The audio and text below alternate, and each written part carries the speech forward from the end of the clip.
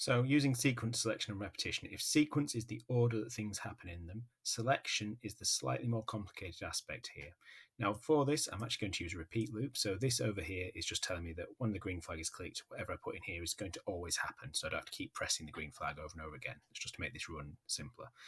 Selection is all about if and then. So it's about meeting a condition and then something happening based on that condition. So in this instance, I want the sentence to run along this lines.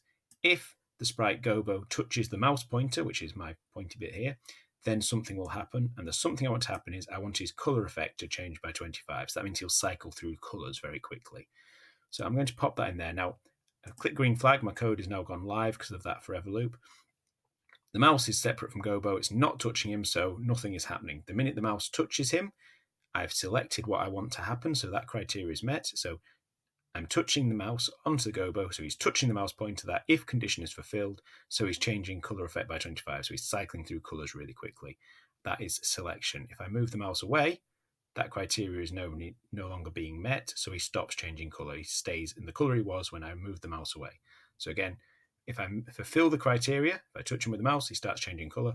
If I move the mouse away so the condition is no longer met, it's no longer selecting what to happen, it selects not to change his color and just leave him as normal. And that is using selection at the most basic level. The slightly more complex aspect is you can bring in if then else loops. So here I'm just saying if he's touching the mouse pointer, then I want him to be changing color, and by default it does nothing else. If I'm not touching him, it just does nothing. Using an if then else, I can add a little extra element of selection. So I could say if he's touching the mouse pointer, I want him to be changing color by 25. I can get rid of that part.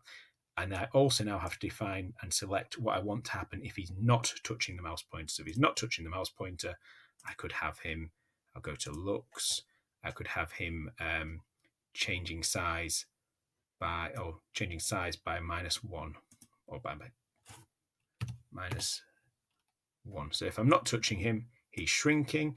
The minute I touch him, he stops shrinking and he starts changing color. Move the mouse away, he starts shrinking again, but not changing color, and so on.